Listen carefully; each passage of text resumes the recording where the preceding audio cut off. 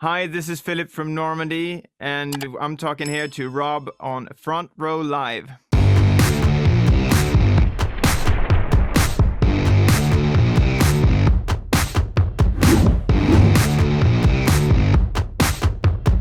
I am super excited that I recently discovered your band because I'm like seriously hooked on your music, your lyrics, your sound. Um, Thank let's you. jump in and talk about Hostage, which is the most current single right now. And, this is such a very personal song. It's such a heavy song in that aspect. For you as the writer and living this moment with the battle of anxiety, like how were you able to get this song out, let alone like write these lyrics for the track? You're going deep the first second. That's great. How I managed to let it out, sort of, or do you mean like tapping into that emotion and all that? Yeah. Yes. So this was one of the later songs that was written in this album, and I think like the further into because the entire album is an album about different feelings and emotions that I've gone through as a teenager, and I think that I was sort of already in the loop of this entire like digging into my past thingy, that when I actually came to that story in my 22, when I was 22 and all that stuff, I think I was already, I was warm and ready to dig deep straight into the lyrics. And I think one of the more one of the things that I've started doing recently that is very new to me is writing in a story perspective. Kind of like if you listen to Bruce Springsteen.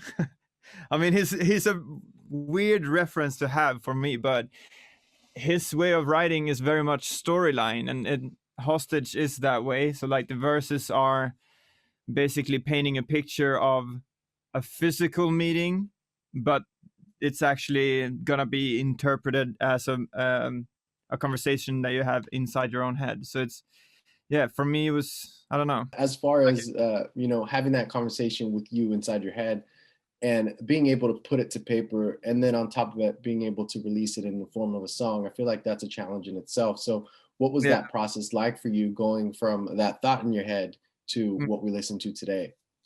Yeah, so usually when I write music, I start with the melodies and the music and the production, and then I let sort of, without it sounding cringy, I let the song speak to me what it wants to be about, sort of, and that makes it easier for me to connect the lyrics to the actual emotion of the song. And for me, this song felt like, I don't know, the chorus felt like 100% panic mode, and the verses sort of felt repetitive in a way. So I just started from there and wanted to get into that kind of emotion. And I think,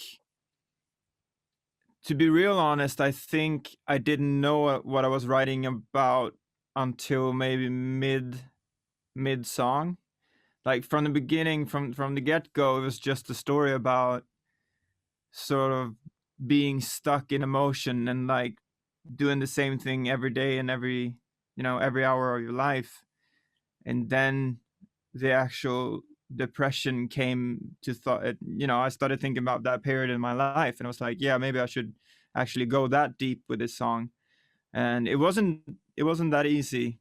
I mean, I haven't really thought about that period of my life since it happened. It was a very weird year for me, and it has shaped and formed the person that I am today. But it's also something that I've been really ashamed of, and even ashamed of talking about. Like, if I would tell you now over air that, oh, when I look myself in the mirror, I don't recognize my face. That's pretty.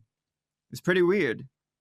And I had a full year like that. And as a 22-year-old man or boy that's trying to find himself, that's probably the lowest point I've ever been. And it's hard to tap into that kind of emotion now that I'm 28, and sort of accepting that that was a big part of my life, going through anxiety and depression. I never saw myself as a depressed person, and I don't think that anybody does from the get-go. And like, it happened to me when I was the most happy. I met a new partner in life, and we were really happy, and a month into that relationship, nothing, it doesn't have to do anything with the relationship, but that's when it hit me. And I was like going from happiest place to the most darkest place I've ever been. So it felt like I needed to do this song, but I also was very hesitant of talking about it because everybody's emotions that are connected to anxiety is very different. Everybody experienced anxiety and depression in a different way, and I don't want to go and say like, okay, this is what depression is, and then somebody else goes and say like, oh, it's not like that, it's worse, or you know, even it could be the other way around. Like, I know depression, this is not depression. And yeah, so I was a bit hesitant, but I feel that at the end of the day, it's just this entire album is a way of just explaining what I've been through, and then you could take whatever you want from that. We never wrote this album to grow and become a bigger band, really. We looked at our previous success, White Flag, and that, I mean, just the song White Flag has streamed 9 million times now, and as a Swedish rock band, that's a little bit more than we expected with that song.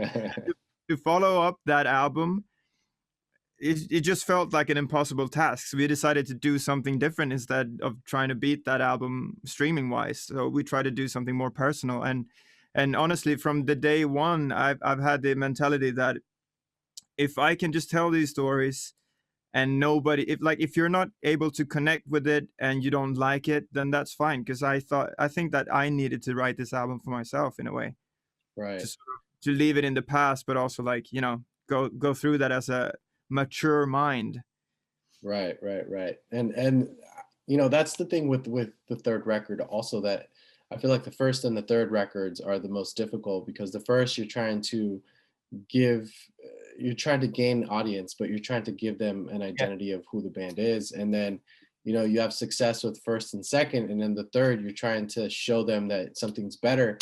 And then you have an album like White Flag, like you mentioned, and it's like that's even more pressure. But the fact that you opened up more on this record, I feel like it was also like a reintroduction of the band. And I'm not saying that the sound changed, but it's more of like, let's get more personal Yeah. with the audience that you already have. So in saying that, like the fact that you wrote such a heavy song like Hostage, and then the rest of the stuff that's on Dark and Beautiful Secrets, like, did you and the band kind of discover yourselves in a different way as you were in the writing or even the production process, the recording process of this album? Very much so. I think like going from the first album to the second album, everything changed as well. So we you know, we started out a metalcore band like many other bands. We had a screamer and everything, the whole package. And then going into writing our first album, that became a semi success, but to us it became a just a pivotal moment of us breaking away from that metalcore background. And I think that's the first time we actually divided our fan base into two. And saw, you know, we still see that echoing now into this album. Like, people request metalcore music, and what we've done with every single album is like we've deleted all the presets, we've deleted all the demos. We never bring a demo from one album to another one and say like, oh, maybe it will works in the future, because that's like, yeah, we'll never do that, I think. So everything that's not on this album, it needs to go. And going into writing this album is just, I don't know, we knew from the start that we were, you know, we started writing it before White Flag was even sent to mixing. So we sent White Flag to mixing, and then I started, you know, playing around with some really really weird ideas. And that's the way we've always worked. Like, this we start on the left side and on the right side as far as we can go, and then we'll see whatever meets in the middle. And like we have everything from congas in Holy Water to vocoders and very poppy stuff. And then we have, like, I'm doing a lot of the ambiences and synths with my voice on this record, and it's basically because it's the way that I've learned to work with atmospheres. And I think all of that comes from having such a long time of just playing around before actually starting the real demoing. And yeah, so that's why I think the sound kind of changed for every album, but it's still Normandy in the core of everything. I love that you did mention that you kind of use your voice to be like that ambient kind of sound. Yeah. Because listening to the tracks that have been released so far, like there is this mixture of like different styles, different sounds in a sense. So it made me wonder if like there was ways of creating these background noises Yeah. without, you know, the typical way of using a computer or using an instrument.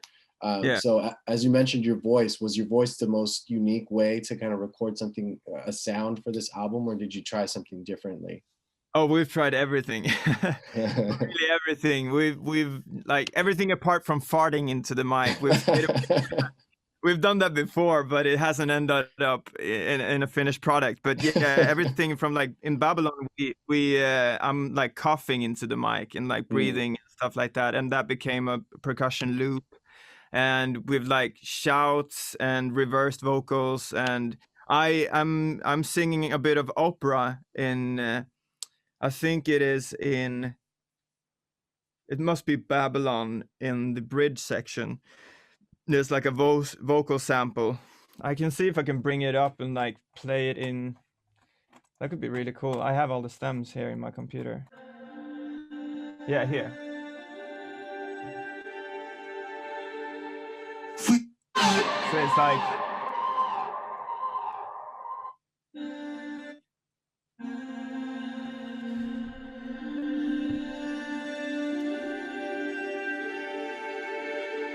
I'm gonna go deeper into the production another time. Like I'm trying to do like YouTube stuff. We'll see what happens. But it's a lot of that stuff, and even singing opera into the mic and then reversing everything and like playing it through different reverbs and everything. I think I've when you have that much time to do stuff, you can actually start creating from scratch and really try things you've never tried before. And then as soon as the label is like, okay, this is the deadline date or whatever, then that's when we actually need to kick into gear and start producing the record. And the earlier, like we've started playing around with ideas for album number 4 now, because that means that we are actually probably 1 year ahead of the deadlines. And that freedom is both really, really scary, but it's also a really, really wonderful thing for me because I am sort of like a visionist or a visionary when it comes to wanting, like, I have a real need to be creative in both production and mixing and actual writing as well. And there's no way for me to do that under time pressure. Not at all. That's when I Right. start to kick into old habits and, start doing the same things again. Yeah.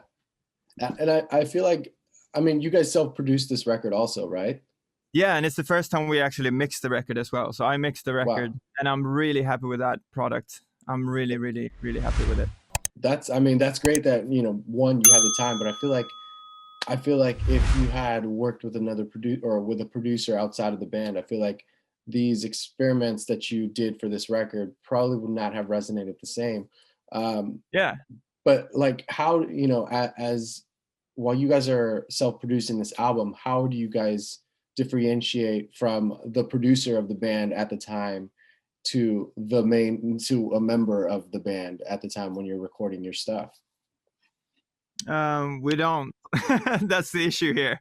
No, I think like it's all for good and for bad. Obviously, we don't have we have two managers and a label and like a PR team. Well, the PR team doesn't really kick in, but everybody has a bit of an opinion about the stuff that we do. Most of it we don't really listen to, but we keep our ears open and for feedback and stuff. And I think that I don't know. We with this album, we really wanted to have a product that is 100% Normandy. Because when I listen back to our previous records, I really really like it, and I think that White Flag, the song White Flag, it has something that is very unique, but at the same time, it's not. And I've always had this pressure of being like I want people to be able to put on a song and go like, yeah, that's Normandy, or when somebody else writes a song and go like, oh, that sounds like Normandy. I want to be like I want to create a new path in this already really messed up genre of rock music. And the only way to do that is to stop listening and stop thinking about the details or like the feedback too much. And for us, we've always been creators and not really band members. And like we get the question all the time, like when are you gonna get a new bass player? Because we don't have a bass player anymore. But I think we're not really that type of band that needs to be, because in that, if we were thinking like that all the time, we need to get a keyboardist, we need to get a tambourinist or whatever you call that. We need to get a second guitarist as well, and like that's not even an option because we are creators. And if we bring another member into this, that's going to change the sound maybe. And for us, it's us three creating what all three of us agree that is Normandy. And for now it sounds and it feels exactly where it needs to be. And that's why we decided to mix it as well. It's like, how can we create a product that we can present to people and say, this is Normandy from head to toe, like all the way to the end product, and actually sending away to mastering and having the master engineer not really change or shape the sound too much, just make it radio friendly. And that's it. So like all the songs that you hear right now are from demoing to mixing is Normandy. And it's the first time I really felt like we can actually stand behind the product and say like, this is exactly the way it should be. Wow. And yeah, to have that freedom is kind of amazing. It feels, for the first time ever, it feels like a full circle for me. Mm. I've always missed something releasing an album, but this Wow. time I'm This is not. like Yeah, the full package. yeah, it feels like heaven. What I imagine heaven to be. Now, But the fact that the three of you worked on this yeah, entirely from head to toe, as you did mention, yeah. what is that chemistry like between all of you? And I know, you know, you mentioned like this is about, you know, dark times or things you went through. But when you're writing the music, do they come in as well and help you with the lyrics also? Or is that something that you kind of keep to yourself because it's something that you're bringing out of your past, out of your life? I mean, we've had discussions about it, but nobody's ever stood up and said like, we've had discussions about the topics, but never the lyrics. They're not really lyricists, and they completely trust me when it comes to lyrics, for good or bad. Previously, I'm not really like, I can see a progression in my lyric writing from the first to the second to the third album, and I can really feel that I've managed to find a way to express myself. And I don't think that the rest of the band would or could keep up with that and be able to actually feedback at the same level, sort of. So for now, I mean, for good or bad, really, I am the lyricist, and I'm not really receiving any concrete feedback on word plays or like what type of sentence I should build. But when it comes to rhythms and melodies and stuff, we all feedback each other. And especially for one song on the album, uh, it's Thrown in the Gutter.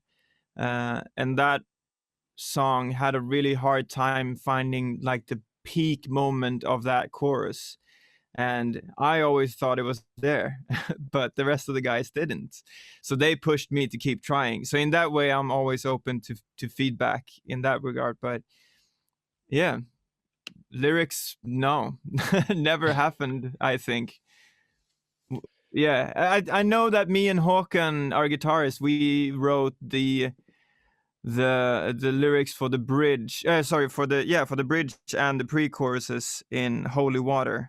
Like, we speak in tongues, that part. We speak in tongues, worship the sun, because that was such a hard way to put a sentence. It's like, worship the sun till Yeah. the, and we really to put the hammer on the nail, or the nail on the head. I don't even know what you're saying. Nail on the We head. needed to nail that one. On the head. I needed help with that one, and we got it where it needed to be after like 3 hours or something. Wow. And did you find yourself Yeah. having that kind of struggle with any other songs as well, like finding the cadence? And when you found that cadence, like what, like did that change the way that you wrote or that you had initially written those lyrics?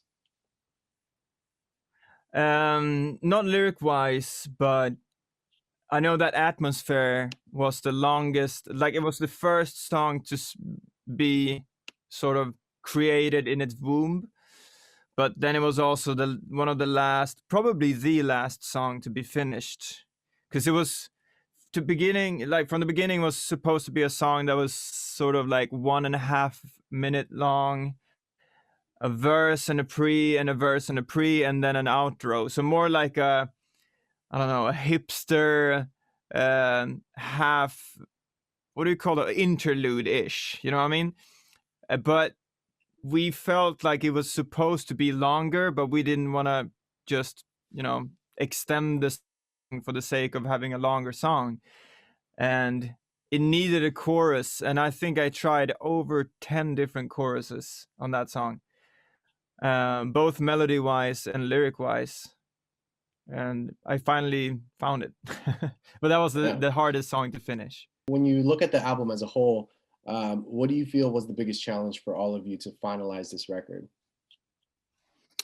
Um, hmm. I'm not frozen here. Wait, I'm just thinking about an answer. I think the battle that we had was that we initially started with 25 demos. It came down to 15 tracks and then to 12 tracks. And I know that we ended up on 10 tracks. And I think the biggest battle we had was like the battle between having, a to us, a perfect record where nobody will ever skip a song, at least like what we're hoping for. And the other side of that, having a longer album that might, I don't know, like it feels like we're cutting it short because we didn't manage to write a full album. But the truth is, like, we had 15 good songs that then became 12 really good songs, but then only to be able to call it like the Dark and Beautiful Secrets album and have the same sort of theme and the storyline, we needed to cut those two final songs away. And I'd rather have a pure product than a longer product that people might skip a song or two. And that was one of the bigger battles that we had, cutting those two final songs away from the album just to be able to call it what it is and like really be happy with it. I know that it's common today, especially with like Drake or Taylor Swift or like, major artists, to have an album with 22 songs, because obviously that's going to be more streamed and it's going to be a better revenue, and it's going to be, maybe you can bring in a track for this, a very specific type of fan, and then have a couple other songs for another type of fan. But I think we're not ready to go that far. We wanted to have a perfect product that might, that feels honest really to people. Right. I mean, I can't wait for this album. Like the tracks that you guys have released so far, like it's just like you mentioned, like they're perfect. They go with each other. So I'm definitely excited for this, Mm. and I hope that this brings a new audience for you guys as well. Because like I said, Babylon was my first introduction to the band through YouTube. So I hope this album brings a Yeah, lot more audiences to Normandy. me too. Like it was never, as I said before, it was never intended to be an album that was gonna break us into a new audience, a type of audience. It was more an album that was supposed to bring us closer to the fans that we already have. Yeah. But now it feels like it might be able to do both in the same time at the same time. So we're just gonna have to wait and see what happens. But as long as we can stand behind the album and really think that it's our best album so far, then I'm really happy, and that's the Yeah. case here. That's perfect, man. Well, I mean, thank you again for taking the time, and congratulations with this record and like the releases so far, and being able to open up to your audience the way that you did this time around. This vulnerability level is like super intense, but I feel like it's gonna help and save other lives as well, just by knowing that someone else feels the same way or felt the same way. Yeah, it's gonna be hard to say where we go from here, though. Like, what's the next album gonna be about? We have no idea. uh, Well, maybe you we know, quit now. as long as you focus on this record now, then you know I think that'll Yeah. the Well, stars will align on their own. we started demoing now for the next album, and as I told you before here, we start with the music and the production to just find a nice vibe, and then we'll see where the lyrics end up. Yeah. So for now, I'm excited for the next album as well, but we'll see when I start finishing some lyrics and ideas. I might hate myself for everything I do. So yeah, it'll be an issue for sure. Well, enjoy the moment for Dark and Beautiful Secrets now, and thank you again for taking the time, dude.